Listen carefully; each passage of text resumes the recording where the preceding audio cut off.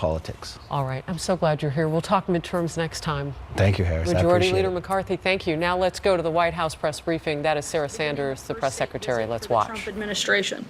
This visit will celebrate the long and enduring friendship between France and the U.S. Discussions will include economic, diplomatic, and global issues. The First Lady has taken an active role in every detail and planning of the visit, including the state dinner, which will be held tomorrow evening, and we're looking forward to a very successful state visit. As you all saw, we now have 3 Democrat senators who have announced they will vote to confirm Mike Pompeo, President Trump's highly qualified nominee for Secretary of State. However, a majority of Democrats continue their pointless obstruction to score cheap political points with their base as a willful attempt to undermine American diplomacy. Regardless, the president is looking forward to Mike Pompeo's confirmation so he can continue doing an incredible job on behalf of the American people. I also want to commend the heroic actions of James Shaw Jr. early Sunday morning at a Waffle House in Tennessee. Mr. Shaw saved lives when he wrestled a gun from an active shooter who had opened fire. The president offers his condolences to the victims and their families. He is monitoring the ongoing situation, and the White House is in regular contact with state and local officials. Finally, I want to congratulate the Duke and Duchess of Cambridge on the birth of their 3rd child, a baby boy. And from one mother to another, I know the reality of being outnumbered can be very scary, but I know she and Prince William will continue to be amazing parents. So congratulations to them, and with that, I'll take your questions. Jonathan. Sarah, on North Korea, is the president willing to accept anything short of complete denuclearization before lifting any sanctions? Certainly the goal is denuclearization of the peninsula, and we're going to continue the maximum pressure campaign that has been ongoing to North Korea until we see concrete actions taken towards complete and total denuclearization. But does that mean no sanctions lifted until that's achieved, or are you willing to go incrementally? Certainly no sanctions lifted until we see concrete actions taken by North Korea to denuclearize. The president said in his tweet that they had agreed to denuclearize. Where did they do that? Have they already agreed to do that? Certainly in a number of the conversations, including the comments I'd refer you back to, also South Korean President Moon, who has said that North Korea has expressed a will for complete denuclearization, and certainly that's the focus of any conversation and negotiation that the United States will have with North Korea. Steve? Sarah, to what extent will the Iran nuclear deal come up in the conversation between the president and President Macron? And what does President Trump want to hear from Macron on this thing?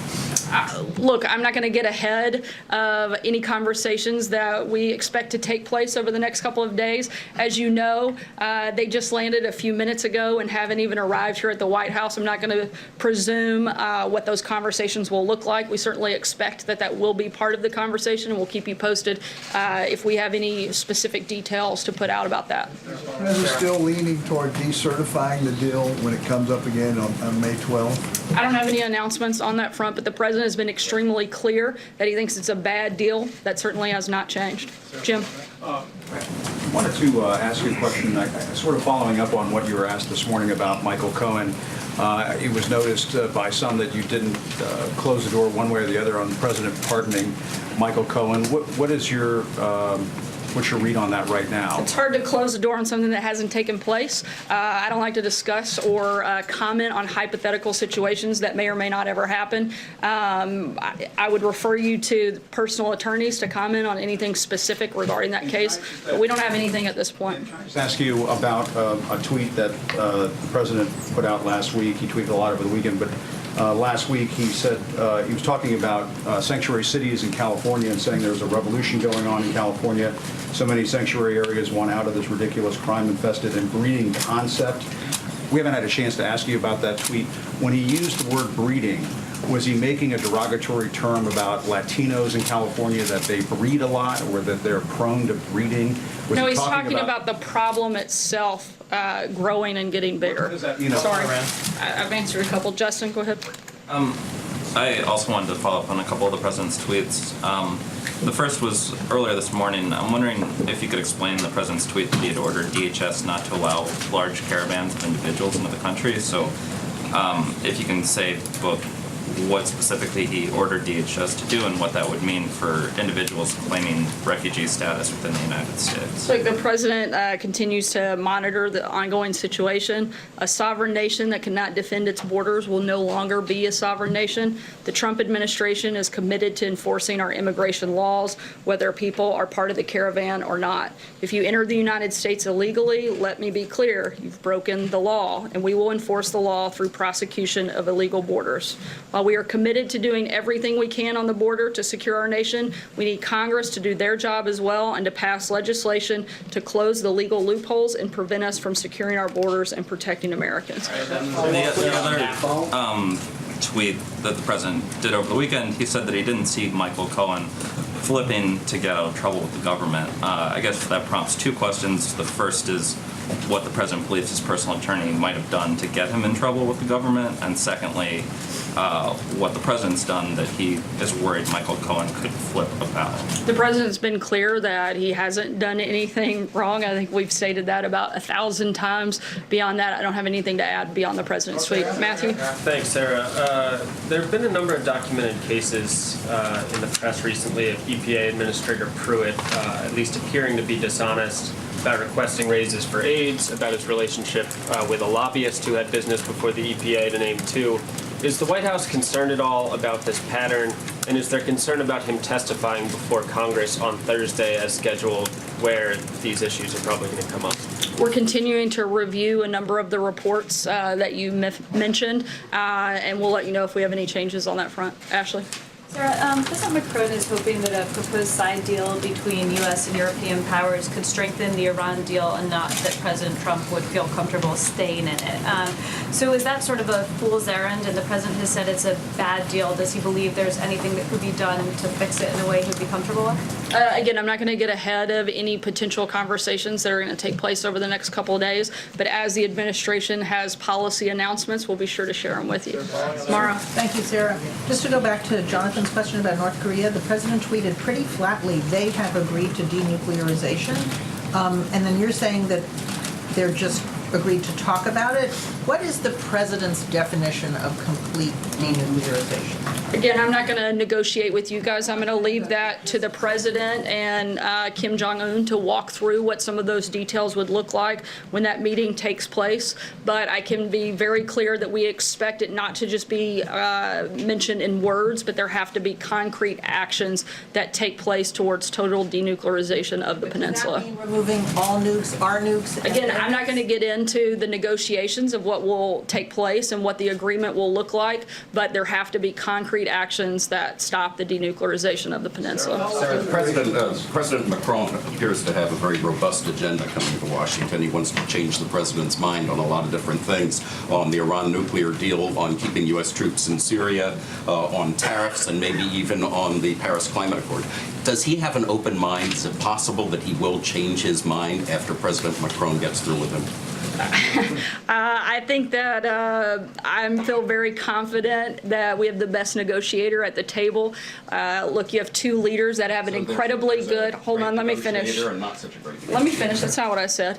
I said that we have a great negotiator at the table. I certainly was not commenting on President Macron's abilities, simply stating the obvious that we have an incredibly good negotiator at the table for the United States. But what you do have are two leaders who have a great deal of respect for one another, who have a great friendship, certainly both have a great deal of interest in doing what is best for their country, but being able to have very open and candid conversations because of the relationship, not only that the leaders have built, but that has existed between the two countries long before either of these individuals arrived on the scene, and we're going to continue that relationship, but I think we can expect this to be a very productive and very positive state visit for both countries. Could the I said for president both change countries. his mind on some of Again, these I'm things? not going to get ahead of conversations that are going to take place, but as we have any policy announcements, I'm sure you guys will be the first to know. Again, the president wants to make good deals for this country, and if he feels like he can make a good deal that benefits this country, he's certainly going to engage in those conversations. Peter? Sarah, why should North Korea believe that the U.S. is an honest broker when the president has said publicly that he would like to get out of the deal the U.S. and others made with Iran? Look, the president's been clear from day one that he thinks that's a bad deal. I don't think any deal that he would sign and agree to he would consider a bad deal. The president wants to do what is in the best interest. The president wants to do what is in the best interest of our country and even in the world, and particularly having North Korea and the Korean Peninsula free of nuclear weapons, I think is a good thing for everybody, and I think even you would be hard-pressed to find something different. Steve? What you said Sorry, about Peter, I've got tight time. I'm going to keep moving. I think we should. Steve? Yeah, Sarah, I just want to follow up on that about North Korea.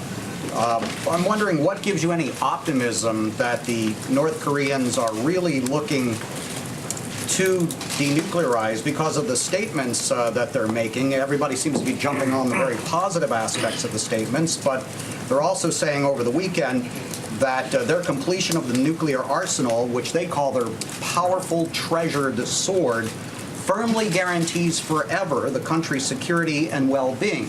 That doesn't sound like any wiggle room on denuclearization. Certainly, we're not going to make mistakes from previous administrations, and we're not going to take the North Koreans simply at their word. Like I said before, and we've said many times before, the maximum pressure campaign is going to continue until we see concrete actions taken by, look, we're not naive in this process. We've seen some steps in the right direction, but we have a long way to go. We also have seen a major change in what has taken place in the past by having our allies and partners in the region step up and do much more than they have in the past. China has taken a more active role in putting pressure on North Korea. They can certainly do more. We hope they will and will continue working with us. And that's all at the direction and because of the relationship that the president has built with President Xi of China. I have two quick questions. The first one is that the New York Times and others report that federal prosecutors have recommended charges against the New York police officer involved in Eric Garner's death. But the Justice Department has expressed some strong reservations. Where do things stand with the case of Eric Garner? And when does the Justice Department, when are they going to make a decision about the police officer and whether or not they're going to charge him? I don't have an administration update on that front, but would refer you to the Department of Justice to get further details, and I'll work on getting an update for you and let you know. The question I have is the president tweeted. Sure. Usually when we let one, it's kind of, it's not exactly a secret, but yeah, I'd be happy to share that with everybody. The second question is the president tweeted, James Comey illegally classified documents to press illegally leaked documents to press to generate a special counsel. Therefore, the special counsel was established based on an illegal act. Really, does everyone know what that means? What does the president think that means? And is he indicating that the special counsel should be fired because of the way that it was begun? As we've said many times before, we have no intention of firing the special counsel. We've been beyond cooperative with them. We're continuing to cooperate with them, turned over nearly over 1 million pages and documents to the special counsel and have been cooperative. Exactly what the president's been saying all along, that this was a false premise that this entire thing started on. We continue to repeat that we think that the idea that the Trump campaign was involved in any collusion with Russia is a total witch hunt. Our position on that has been very clear since the beginning of this process, and the president's echoing exactly what that position is. John? Thanks a lot, Sarah. Over the weekend, a fourth House Republican called for EPA Administrator Scott Pruitt to step down. He said he's the wrong fit for the EPA. What's your reaction to that? Again, we're reviewing some of those allegations. However, Administrator Pruitt has done a good job of implementing the president's policies, particularly on deregulation, making the United States less energy dependent and becoming more energy independent. Those are good things. However, the other things certainly are something that we're monitoring and looking at, and I'll keep you posted. Blake? Last week, Andrew Wheeler was confirmed by the Senate. He is Scott Pruitt's deputy at the EPA. Couldn't he easily implement all of the president's agenda if Scott Pruitt stepped aside? He wouldn't have a dark cloud hanging over the agency. What's your view on that idea? We're very excited that the Democrats have finally allowed another one of our nominees to go through. We hope that they'll allow some of the other several hundred that sit waiting to be confirmed, very highly qualified individuals. We hope that they'll continue to follow in the footsteps of that and get a lot more people within this administration working. Blake? Thank you, Sarah. On the Iran nuclear deal, President Macron said, don't don't leave as if there's not a better option. And then the Iranian foreign minister tweeted today, quote, President Macron is correct in saying there's no plan B. It's either all or nothing. So my question to you is, does the White House believe that there is actually a realistic plan B out there? We certainly think that there should be a better deal, one that actually is positive, that works, and we don't really typically look to the leadership in Iran to determine what our foreign policy is. John? And then later today on Mike Pompeo. Sorry, I'm going to keep moving just because we're running out of time. John? Thank you, Sarah. You may not be willing to be specific about the matters that President Trump and President Macron will negotiate on, but the French finance minister, Bruno Le Maire, was very specific at the World Bank and IMF spring meeting. He said on Friday that France would insist on, and I quote, a full and permanent exemption, end of quote, of any trade tariffs the United States might want to impose on France. He went on to say that if they are going to be a partner in dealing with China and other countries, they cannot have what he called a sword of Damocles hanging over them. That's pretty strong language. Is trade and a We can at permanent least agree on exemption? that. Yeah. Is it on the table as Minister Le Maire wishes? Again, we certainly expect this to come up in conversations over the next 2 days. When we have any policy announcements, we will absolutely let you know. Kevin? Thank you, Sarah. Two quick ones. One on Syria. Is it fair to say the president agrees with the French president that a precipitous or too quick removal of America's presence from Syria would be a danger or damaging to the Syrian people? And if there is agreement there, is there a possibility that the two will come to some sort of a formal announcement during his time here? And a follow on Mike Pompeo, what would be the number one issue that the president would like him to tackle, assuming that, as expected, he is approved today? First, I'll talk about the Syria question. Again, certainly something that will come up. The president is committed to defeating ISIS. That is our primary goal and function of being there. We want to see that happen. The president also wants to see the partners in the region step up and do more, both militarily and financially. And that's going to be something that I can imagine will be raised, and we'll keep you posted on that front. When it comes to Director Pompeo, it is absolutely outrageous that he would not move through quickly. He's extremely qualified for the position. The Washington Post, a number of other outlets that certainly aren't typically the biggest advocates of this president, have said confirm him already. I think you have to look back at history, specifically to Secretary of State confirmations and bipartisan votes. John Kerry was confirmed 94-3. Hillary Clinton was confirmed 94-2. Condoleezza Rice was confirmed 85-13. Colin Powell was confirmed unanimously by voice vote. I think that if you even look at some of the questioning that's been brought up by the Senate, no one doubts Pompeo's qualifications and his ability to do the job. So I think that not only is the White House, but all of America should be calling on the Senate to actually do their job, do what they are required and expected to do, and that is to help government function and to help on the safety and the security of our country. This is an incredibly important position, and that plays a big role in that, and they should certainly support Mike Pompeo and get that done today. And I think, frankly, for particular members of Congress, that it's very hard for them to justify voting in favor of someone like John Kerry and not following suit and voting in favor of Mike Pompeo. Right here. Just on Pompeo, does the president consider Republicans who oppose Pompeo's nomination to be obstructionist?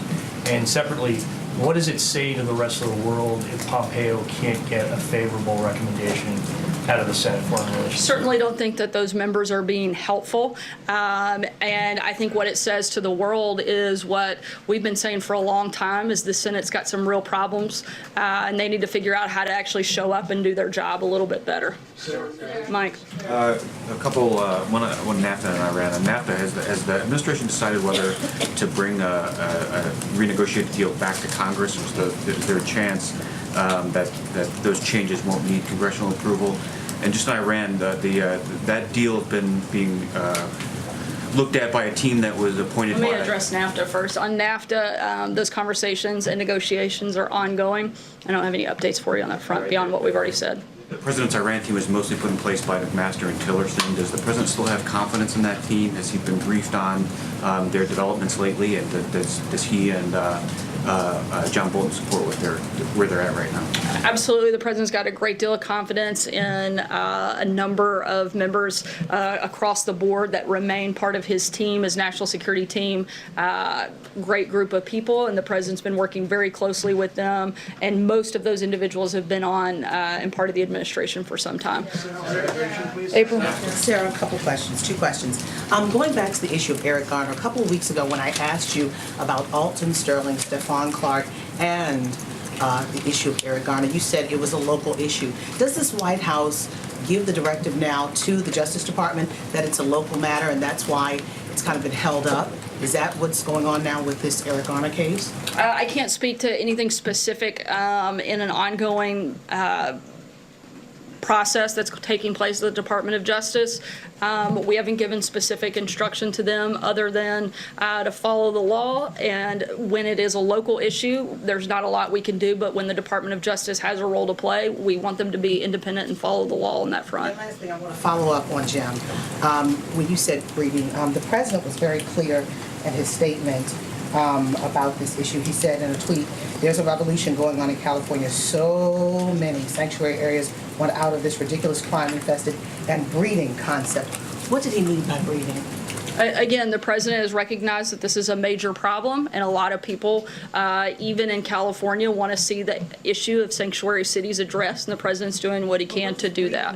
What does breeding mean to this president? Because when you think of breeding, you think of animals breeding, populating. I'm not going to begin to think what you think. Certainly, I think that it can mean a lot of things to a lot of people, but the president is talking about a growing problem, and I addressed that with Jim. I don't have anything else to add. Lolly?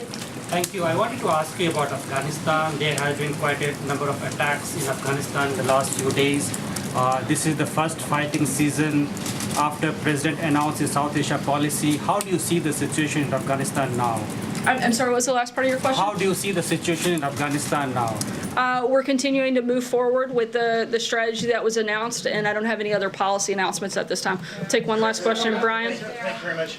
Two quick questions. One, just to define what the president meant about breeding, to be specific, he's not talking about people having babies, yes? Not that I'm aware of. I'd have to ask him to dig into that deeper. I just said not that I'm aware of, and I would have to ask him to be more specific. Okay. In regards to the Mueller investigation, guys, I'm sorry, I'm trying to. In regards to the Mueller investigation, I understand this administration says that there's no collusion. So if we take the president at his word, he can't be aware of everything that went on underneath him by everyone who works for him. So if there's someone who worked for him underneath him that is guilty or is prosecuted by the Mueller team, would he not support those who did wrong, even if he was unaware of it? Certainly we want everyone to follow the law, but I'm not going to comment on a hypothetical situation. The president has been clear. He and his campaign were not involved in collusion. If he had, I'm pretty sure, okay, you guys would have found that out, and I'm addressing that. Brian. Right? He would support the president would absolutely support the law and individuals following the law. What the president doesn't support is a year wasted distracting the world and the country from the great things that are happening in this country, from talking about issues that Americans actually care about. That's what the president would probably tell you to stay focused on. And with that, thanks, guys. We'll see you tomorrow. Thank you, sir.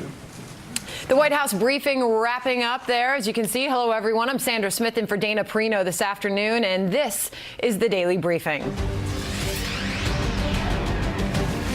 Sarah Sanders taking questions on everything at the White House just now, from Michael Cohen to the special counsel to the nomination of Mike Pompeo. Sanders speaking as French President Emmanuel Macron just arrived in the United States along with his wife for a 3-day visit with President Donald Trump. His motorcade just arrived at the Blair House, which is directly across the street from the White House, where he'll be staying this evening following the big state dinner. A few other things coming out of the White House press briefing just a few moments ago. The president, Sarah Sanders, speaking on behalf of the president, weighing in on North Korea, the topic of the hour, saying certainly the goal is denuclearization of the peninsula, and we're going to continue the maximum pressure campaign that has been going on. So a 20-minute briefing just wrapping